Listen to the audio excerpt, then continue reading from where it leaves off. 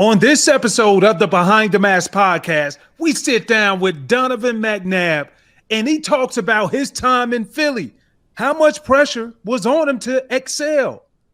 Or maybe you might be surprised to hear there wasn't any pressure if you leave it up to him. Next, he talks about his quarterback legacy. It's all about what can you leave behind for the younger generation. That's what he's doing for all kids. Last but not least, we looked at the numbers. Hall of Fame quarterbacks, it's only 4 that belongs to a certain group. Donovan is 1 out of the 4. The other 3 are in the Hall of Fame. Make sure you tune in because you're going to hear what Donovan has to say on why he deserves to be in the Hall. All of that and more on the BTM podcast. Now, let's go behind the mask. Welcome back to this fire episode of the Behind the Mask podcast. I am your host, Takeo Spikes, and let me bring in my partner too. Well, yeah, boy. What's good, family? It's your favorite plus-size model, Tutan Reyes, in the building. Spikes, what's good, family? Man, everything good today, bro. Like we got a good old friend to the show, but you know this guy he stays in many cities. One day he will be in Canton, I believe.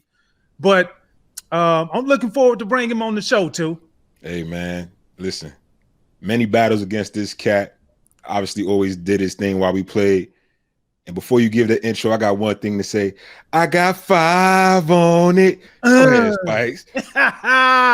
We got 5 on it. Man, without further ado, listen, let me tell you, let's bring to the stage a 6-time Pro Bowler, Philadelphia Eagles 75th All-Anniversary team, and the Philadelphia Eagles Hall of Fame. Man, y'all give it up for my boy, Donovan McNabb. What's up, brothers? How y'all doing? You know what I'm saying? Just wanted to make sure the party was popping when I stepped in the door. You know what I'm saying? What's going on, fellas? What's happening? I love what you're doing. Let me start out by saying it's an honor being on your show. We already know what Spikes gets popping, and I'm telling you, when y'all two get together, you are definitely getting it real crispy. Sure. And plus size model, my brother. Hey, look here. Let's go with medium. I lost a little since the playing days, bro. But you know, I'm still plus size, I guess, in the regular world. There you go. All right, we'll say extra large. How about that? There you go, extra large, medium. What's going down? Hey man, we just want to drop in on you, bro, and really check up because a lot of guys, you know what I'm saying, when we get out of the game, everybody is doing their little thing. So I always take time to look at my partners. And so when I saw what you was doing across the board, man, and hailing straight out from Chicago, Illinois, I'm like, man, my dog really be making moves out here in these streets, man. But you know what, Spikes, man, just to add to that, I think it's important that people understand that we're much more than just football players and athletes. For us, we're fathers. 2, we're role models and mentors. And I think a lot of things that's very important in what we've done throughout our career while we're playing, as well as afterwards, is we want to make change in the community. And that was kind of my mindset throughout this whole deal of retirement, of seeing what I can do to better some of the youth and their knowledge and understanding of their path and future. Preparing a lot of the youth of how to build work ethics, how to have goals, how to be determined and have passion in everything that you set out to do. The problem a lot of times with a lot of these kids is they want to go to major Division I schools, or they want to become lawyers or doctors, but they don't want to go through the path. And I think it's important for us who have been example setters by the path that we set by being athletes, the platform that we've built for ourselves, we're able to reach back and give them that confidence that they need in order to accomplish great things. And so, I've done a lot of things since I've kind of retired from the game. If it's coaching, if it's mentoring, if it's training, if it's being a dad, there's a lot of things that go into the book of Donovan McNabb. But the thing that's so exciting for me is that I haven't even hit hit the peak of what I want to be able to accomplish ever since I've retired. Amazing. You're paying it forward to the next generation. And before we even get deep into it, bro, you speak so eloquently. You still have your vision intact. And I know somebody that, had a lot to do with that. So huge shout out to Mama McNabb. You know what I'm saying? She's a huge supporter of the Behind the Mask podcast, follows us on Facebook, chimes in here and there. So much love. She's been gracious anytime I've had the opportunity to meet her. Apple don't fall too far for the tree, brother. So much love. Shout out to Mama McNabb, bro. Shout out to Mama Mac. She definitely gonna be excited y'all mentioned her because she loved when her name get mentioned on anything. But you know what? I'll add to that because with pretty much every great player or every great role model, there's always a great band. So my band was my mom and dad being the two lead singers. We had my brother Sean, aka Big Sexy, representing all the time, and just kind of setting the tone for me. And I think when you have parents who have exuded work ethic and passion and desire, and to lead you in the right direction. And obviously, as we know as kids, we have a tendency of getting off that path and trying to do our own thing till that belt hits the backside of our butt, and then we get right back on course. But again, you need somebody to lead you there. And then also, it goes back to what I mentioned, things that I've been a part of, the mentorship, being able to set the tone for the youth. A lot of them, may have single parent homes. A lot of them don't have fathers that are present. And words of wisdom that I can give for those kids, if it's girls or boys, to help them kind of understand the way of getting things done and how you can step outside of your sport or wherever you're doing or whatever you want to accomplish to do great things. It doesn't always have to be bouncing a ball or throwing a football. It could be something else that you can make an impact. And if I can do that for any kid, then I know that I felt that I've done all that I possibly could to help them get to where they want to go. Well spoken, well said, brother. We've been waiting to get you on the Behind the Mask podcast for a little over a year now. You know what I'm saying? Unfortunately, because of the pandemic, we couldn't. But now that we're here on the Behind the Mask podcast, there's only one rule. There are no rules. So right now we're going to do a little bit of this and that, go back and forth. Spice is going to set you up with some questions. Yes. And you got to go this or that. You got to give it to us raw Behind the Mask. Let's go, Spice. All right, man. Here we go. All right, Five. I hope you're ready for this, bro. Because you are from Chi-Town. That's correct. Represent. Who you got, Common or Kanye West? Well, there's a father-son aspect to that. Here we go. There's a father-son aspect to that. There's he tiptoeing on that line, sideline. Listen, there's a grown adult in the room, and then there's that young kid who sometimes you might need to get that little push, like, hey, man, you need to clear yourself up and get yourself together. Common is the father in the room, and Common is the guy that set the tone, because you got to remember when Common, it wasn't just Common, it was common sense, and a.k.a. Rashard. So, you talking about a guy that I've known since even when he went to FAMU. And so Common, representing the HBCU, was a guy from Chicago who was about lyrics. And for us that are 40 and over, we're all about lyrics and beats, not so much of the hook.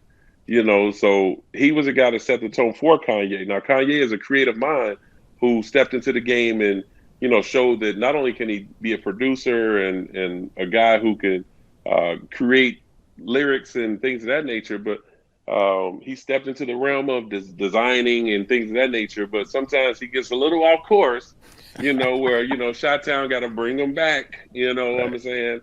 But I'm old school. I love Kanye because he represents us, Chi-Town till we die. But I got to go with Common.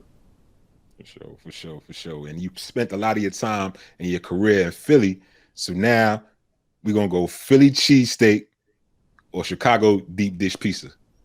Chi-Town represent. We going with that deep dish pizza, baby. Look here, come on. Hey, look here. If you that pizza ain't that good. That's what I'm saying. Hey, look here, both of y'all calm out. Y'all chicken and waffles out there in Atlanta, relax. Man, you like that New York pizza. New York pizza way better than Chicago pizza. Man, look, if you got enough dough to make your pizza about that big, you got enough dough to make it about that thick. So we're going to get that real deep dish pizza, get that meat lovers. You get that pepperoni, get that sausage, get that cheese, You might even go with a little bacon. You might throw a little bit of everything on that deep dish. But one thing for sure, you need about 3 slices of that. Yeah, you about sleep for about an hour. Drop me off at the emergency room too for some high blood pressure after that. All right, you got this opportunity. You playing Sandlot football. Okay. I'm gonna give you 2 quarterbacks, but you need to give me one back. Who you gonna start your team off with? Michael Vick or Lamar Jackson? I'm going with Vick. I'll give you Lamar because I can come with a lot of creative things with Vick. And I think a lot of people overlook Vick and his passing ability. And I'm not saying Lamar can't throw the ball. Let me make sure I reiterate that. Lamar is a great passer. But Vick, I was right there. I've seen him in the Pro Bowl. I've seen him in Philly. I've known him since he was a senior in high school. So I know the talent that Vick could have exuded if it started early. Now, when he came to Philly, he was able to open up his game. But I will take Michael Vick. You were electric on the field, similar to Vick when you played.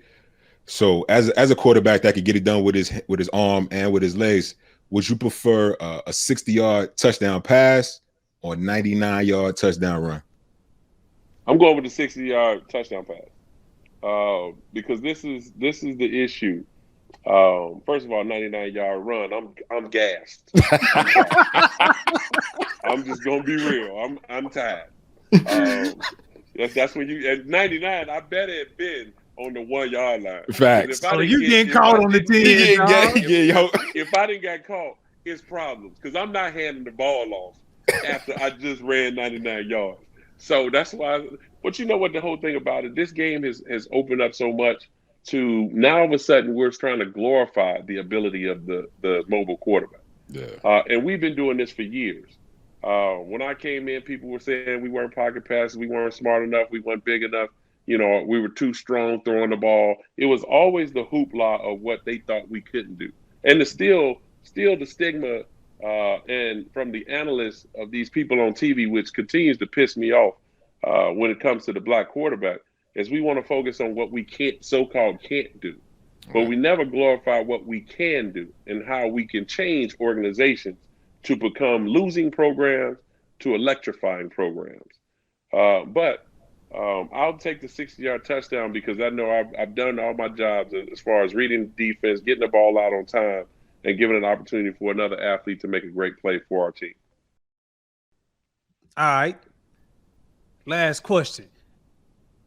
You play for Andy Reid. We both now know how strategic that he is. So when it comes to the so-called title of quarterback whisperer, would you choose Andy Reid or would you choose Bruce Arians? I'm just be honest with you, Bruce Arians ain't even in the book. And I love Bruce. And I love what he's been able to do. But I mean, to be honest with you, if it come down to it, I think Andy's gonna have 3 Hall of Famers under his belt at the quarterback position. And hopefully I get in before Pat. But if I don't, I still get in, I get in. But you talk about coaching Brett Favre to coaching myself for over a decade, and then we see what he's doing with Patrick. Bruce Arians has a list as well. I mean, he's got, he would have had Andrew Luck if he would have had him for a couple more years before retirement, Ben Roethlisberger. I don't know if you can really count Tom Brady. But to say maybe you put your finger on Tom and say, I coached him. Okay, that's what you want to go with, then we'll go with that. But I'm going with Big Red, the guy that looking like the big Kool-Aid man, bouncing around on the sideline. Bro, but I feel you on that just because I had the opportunity to have a front row seat to really check him out, bro. And Big Red was very strategic. He embraced all of the quarterback's attributes. And to me, it seemed like even playing against him, he did things or he played to the talents of what he had and to the strengths of the game. So I agree with you on that. And I think also adding to that, Spikes, I mean, you got to understand the problem with a lot of these coaches today is their ego get involved. They want to plug and play athletes to say, well, you're gonna run my offense. If you can't run it, then you're not good enough. Instead of building around the ability of his player. And you gotta look at it in a sense. I mean, Brett Favre wasn't the most dynamic when it came to fundamentals. Yeah. And so with the I would say the lack of fundamentals that Brett had, he made up with it with his arm strength. So they created offense, and a lot of it goes to Mike Holmgren. And then you add John Gruden to that mix, and Mariucci and those guys. But then to come to Philadelphia and draft a guy like myself, where I didn't come from the traditional drop back quarterback. I didn't do the consistent 5-7, 3-step drop, but we did that in our offense, and we incorporated that. When I first got there, and he taught me and I learned so much about that, where we would be dynamic offensively. And then now to grab a guy like Patrick Mahomes, which is really, to be honest with you, he's different than the both of us, myself and Brett, because of the things he's capable of doing. And I mean, he's not the best as far as fundamentals is concerned too. So maybe he's going with the odd number, even number quarterback deal, because, I look at from a sense, with Brett and then now Patrick, well, we can't forget about Alex Smith too. And I think that's another one you forgot to add too. Alex Smith. Yeah. Alex Smith went from first pick of the draft to people talking about bust to being a winning quarterback in Kansas City before Patrick. And so, I mean, it says a lot about what Andy has been able to do to build around his talent at the quarterback position. But when you look at that, and even I just think back to drafting you second overall in 99, then turn around and bring in Michael Vick, and now Patrick Mahomes. What is that one thing that you would probably say that he's able to do to bring out that special talent that you guys have compared to other coaches who just don't even know what they don't know, but they still have the title as guru? Well, again, it goes back to, remember I talked about building the offense around the talent, but understanding when your quarterback has the it factor. And the it factor is missing in so many positions in the NFL, because we got guys who are just great linebackers. But can you cover? Can you fill the hole? Can you drop back and be in a position where you might get your hand on the ball and deflect? From a defensive line standpoint, are you just a big space eater? Can you get upfield? Can you be a run stopper, and can you affect the pass game? The wide receiver, can you just catch? Or can you run routes? Can you block? Can we put you in different positions? And so when it comes to the it factor, Andy brings that out of you, but he's not expecting it all the time. He gives you an opportunity to create for yourself. So he'll call up a play, which it may be open, it may not be open. Then he'll give you your options. And then at the end of the day, he'll tell you, I just want you to be you. A lot of coaches want to control the quarterback, so that then at the end of the day, when it goes well, they get all the credit. But as soon as things go wrong, they point the finger, and the quarterback gets all the criticism. And you went from the second overall pick by Andy Reid to the Philadelphia Eagles, projected to be the franchise quarterback of that team. And then you actually got booed on draft day, bro. That was crazy. And then you went on to being inducted into the Eagles Hall of Fame and having your number 5 retired, so no other future Eagles can wear number 5. Talk briefly about that journey from not initially being accepted by the fans on the way to Eagles immortality. Well, I mean, people still probably don't like me in Philadelphia, but it ain't nothing I can do about that. But you up there though. Yeah, I mean, and that's the thing. When it first all started, again, I mentioned this a couple of times during the interviews, but when I first came into Philadelphia, man, I just wanted to be the best at what I did.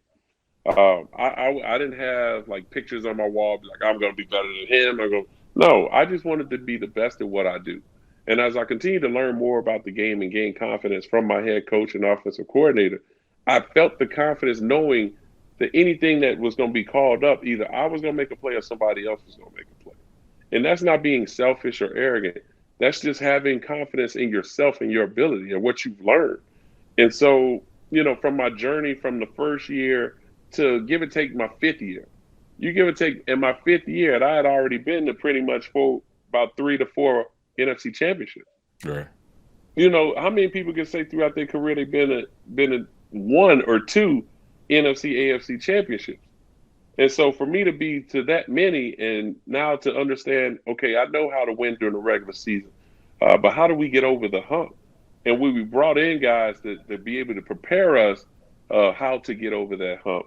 I felt like I needed to elevate my game. And so we talk about over a decade of winning organization in the ranks with the New England Patriots and Tom Brady and the Indianapolis Colts and Peyton Manning, and to talk about the Philadelphia Eagles in that same breath. That says a lot of what we've been able to accomplish over a decade. And so now you talk about me getting traded on Easter Sunday to get traded to the Washington Redskins and to go down there. And we all know it wasn't the greatest of years, but it was things that I still learned in my year there and friendships that I built, and then go to Minnesota. And when I decided to retire, to know that the journey was something else. I mean, think about this. And Spike, both of y'all can talk about this.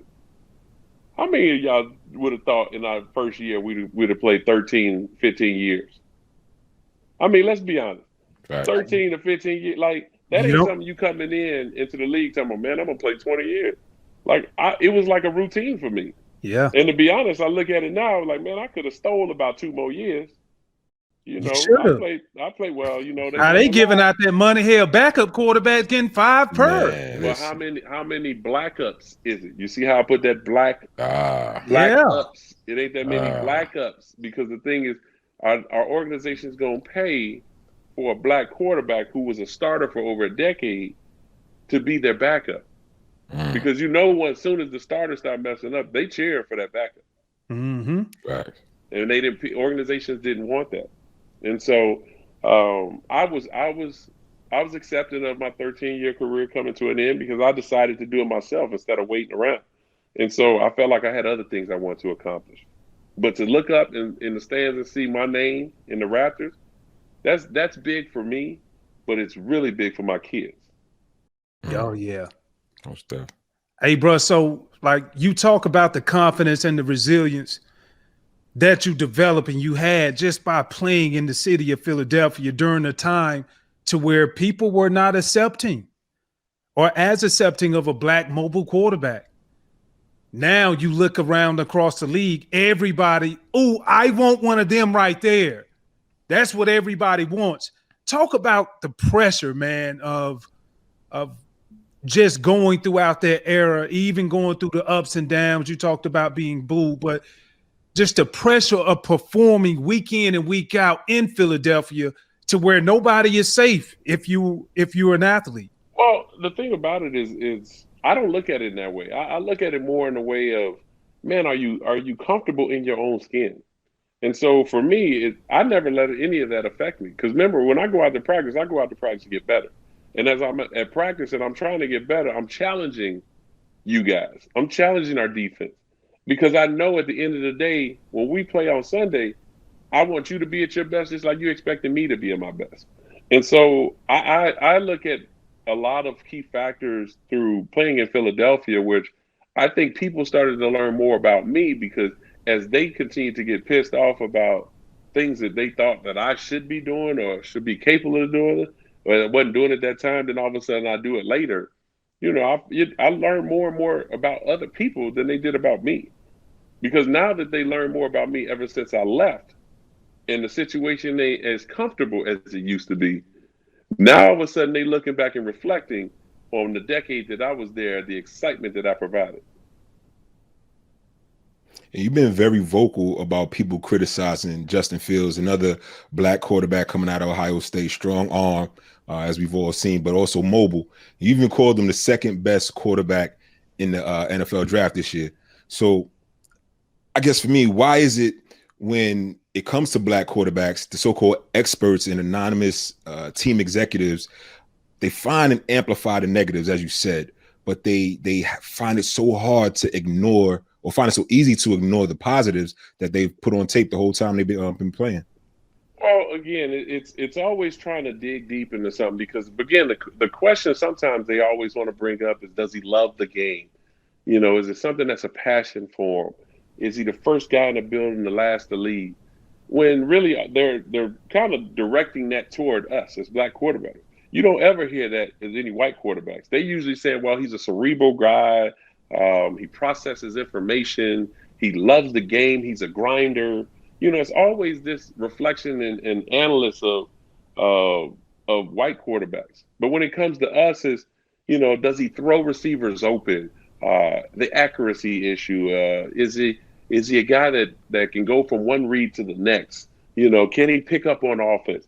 You know, and it's amazing to me when you look at a kid every Saturday play, and all of a sudden his team is top 5 in the country.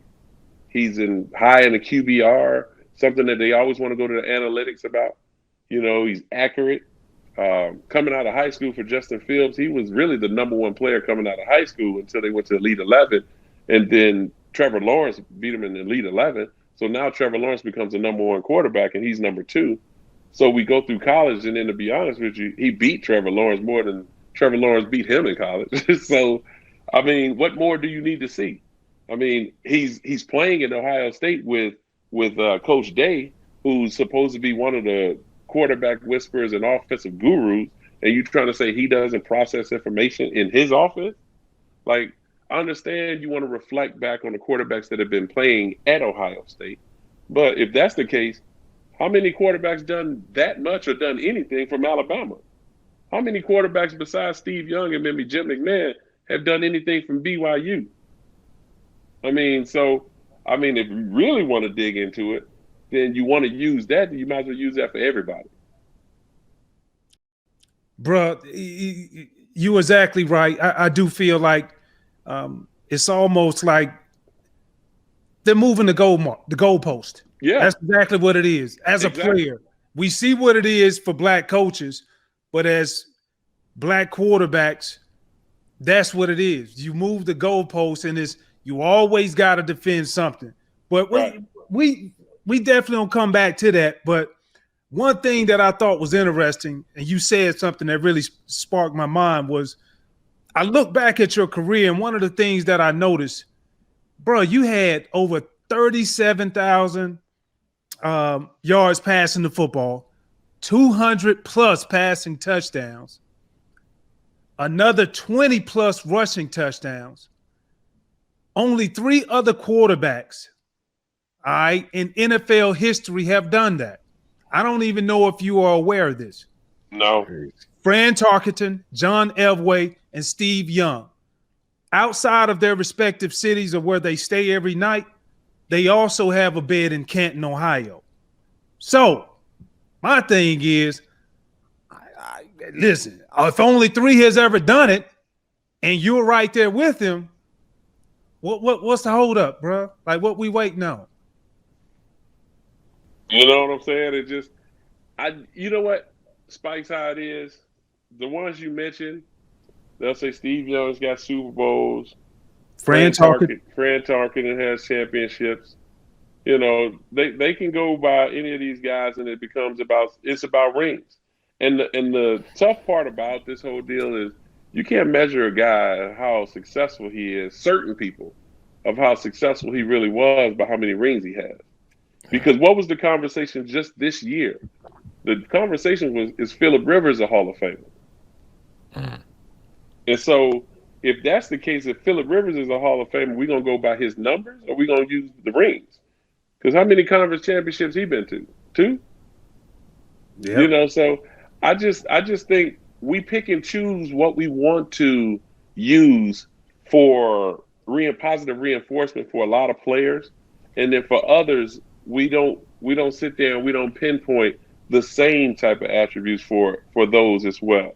And that's where we've been in. That's where we've been in the draft. That's where we've been in recruiting for a lot of these kids coming out of high school. That's where we've been for as far as the rankings are concerned from these kids in high school and college.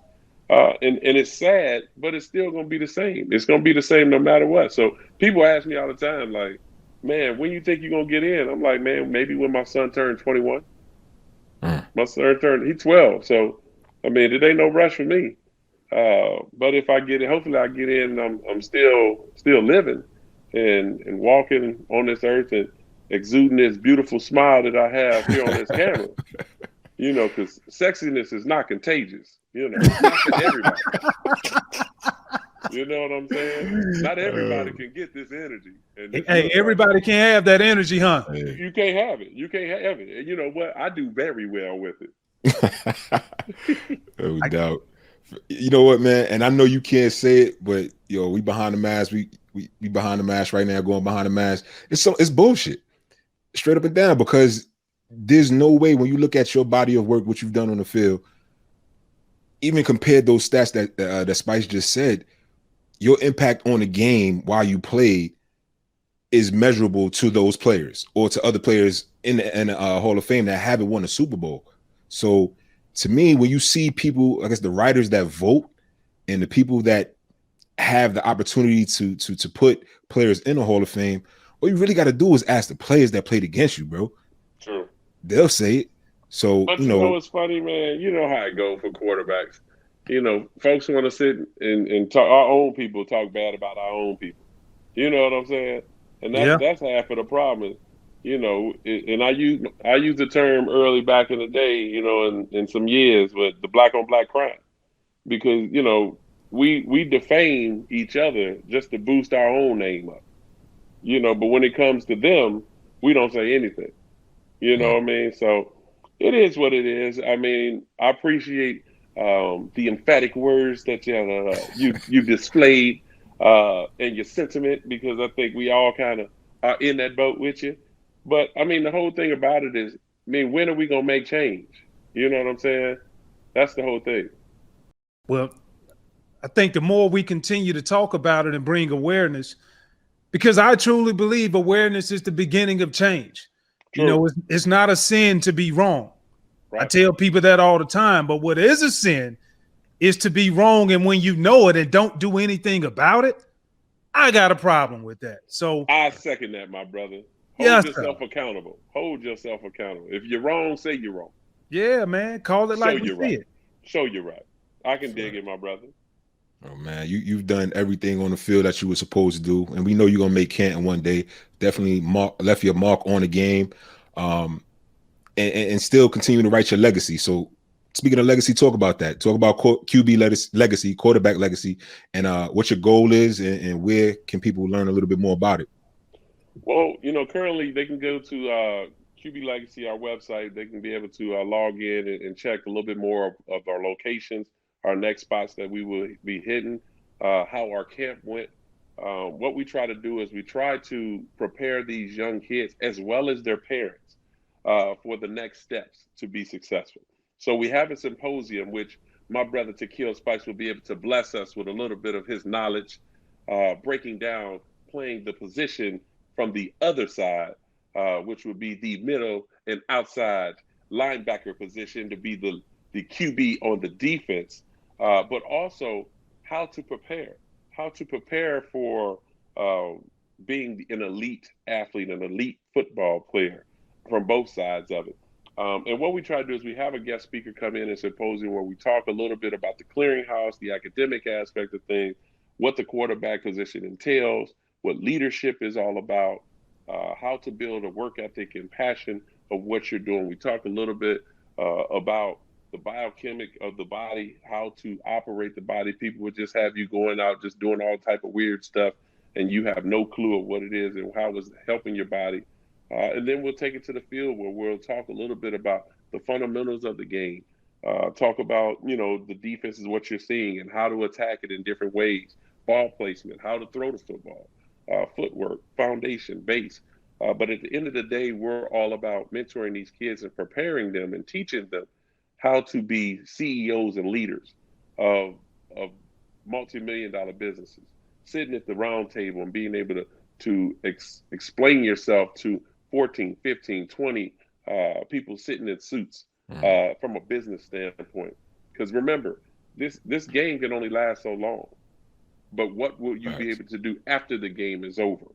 Like, and so at the quarterback position, you know, we all know we can get in front of people easily, but it's how to talk and know how to be prepared before you talk to get out the information that it is that you're trying to express to them. So that's the caveat when you look at the quarterback legacy. And I've seen you post about it. I've seen you talk about it. You and I have talked about it. Who are some of the other guys that you're going to have to be able to work with the guys, with all of the players? Is it going to be ex-players, or, just to give our listeners some insight on the quarterback legacy? Well, they're all ex quarterbacks who have played the game from a college standpoint, arena football, NFL football, Canadian football.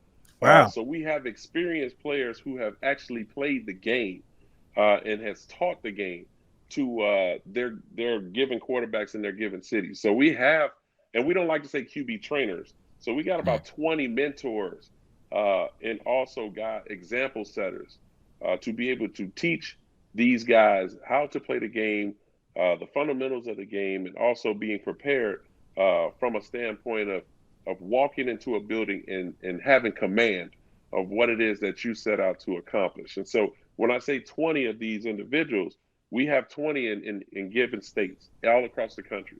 So even if you're say if you're in South Dakota and you're looking for a quarterback trainer, we have one of those.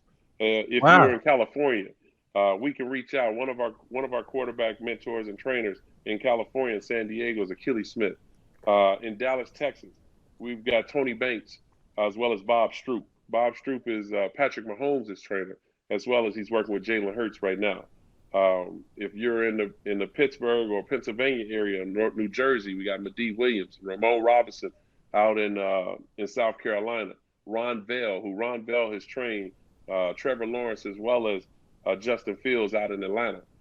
So we have guys all across the country. So even if you give or take you on vacation with the family and you want to get some work, you reach out to us and we'll be able to link you with a trainer out there so that you can get some work done. Hey, bro, that's very cool, man, because you're making it convenient to be able to get the work if you decide to go on a vacation, or if you just decide, I want to change the scenery and to be able to hone my skills, even though I'm away from home. So I love the business model, bro. I love it. Well, again, if I know that I need some linebacker work, I just happen to be in the A, I might not stump, I might not hit that AT aliens on them. But if I need that work and that good knowledge from a mental standpoint, I can always reach out to Chocolate Thunder. Come on with it. Come on with it. Chocolate Thunder. Hey, man, you inspire a lot of people, bro. And you talk about having the mentors to be able to show the mentees what to do. Who inspired you? Like what inspired you to wake you up and you was like, you know what, let me just take a little bit of here and there and be that complete player? Well, it's easy to utilize the guys who have played before me. I mean, the Doug Williams, the Warren Moons, Marlon Bristows, Joe Gilliams, James Harris, those guys.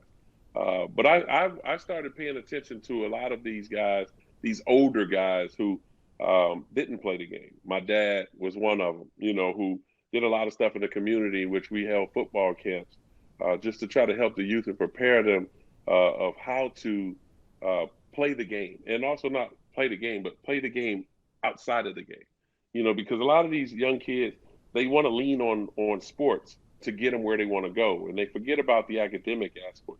So if you have links to prepare them from an academic standpoint, then all of a sudden you got a plan B set in case it doesn't work out. So yeah, he was my main horse. My dad was my main guy that I always leaned on when I had a lot on my mind and wanted to do and get things accomplished. So you are one of the football gods, right? And it's championship week. Everybody loves it. The Final Four right before the Super Bowl. Mm-hmm. And you have 4 of your favorite quarterbacks of all times, the best 4 of all time. Who would you want to see championship weekend going at it? Which 4 quarterbacks? You talking about old school quarterbacks, or we talking new? It don't even matter, bro. It's your world. You the football god. It's your world. So one, I would love for Warren Moon to have that opportunity to play in a Super Bowl. Because I think, with him being the only black quarterback in the Hall of Fame, they try to hang that over his head. All the yards that he passed for and the great cups that he won in Canada, I would love for him to be able to play in a Super Bowl. Randall Cunningham. I would love to have Randall Cunningham to have an opportunity to play in the Super Bowl, because I think that's one thing that he's missing that they use against us for the ultimate weapon to have that opportunity to have his yellow jacket also in the Hall of Fame. Third, I have to include, Michael Vick. Michael Vick's another guy, dynamic player. We talk so much and get enamored by his ability running the football, but he was a passer as well. So I would love for him to have that opportunity. And then last but not least, I'll go old school because everyone talks so much about Terry Bradshaw and his accomplishment. People don't remember when Joe Gilliam came in for a couple games to play when Terry got hurt and kind of ripped up, the league with the Pittsburgh Steelers to be able to set his name in there. The Joe Gilliam represented HBCUs as well. I think he went to Tennessee State, but he was able to show his dynamic ability. I would love to see him have that opportunity to play. And if he would have won a Super Bowl, we would have a little bit more love for Joe Gilliam. Oh, without a doubt, bro. And you got to be a historian or somebody close to the game to remember Joe Gilliam, like for sure. Broadway Joe, yeah. Oh, yeah, absolutely. Joe was something special. Seen a lot of highlights of him, talked to Richard Dent, who told me a lot about Joe and obviously his dad. But I just love to hear more about the people who set the tone and created a path for me. Right. Well, bro, obviously you're not done yet. You look at all the positive things that you've done, not only for your community, but even for the quarterback legacy with the mentees that you have. At the end of the day, I know what's very important to you, family is. Mm-hmm. And at the end of the day, what does Donovan McNabb want his legacy to be remembered as?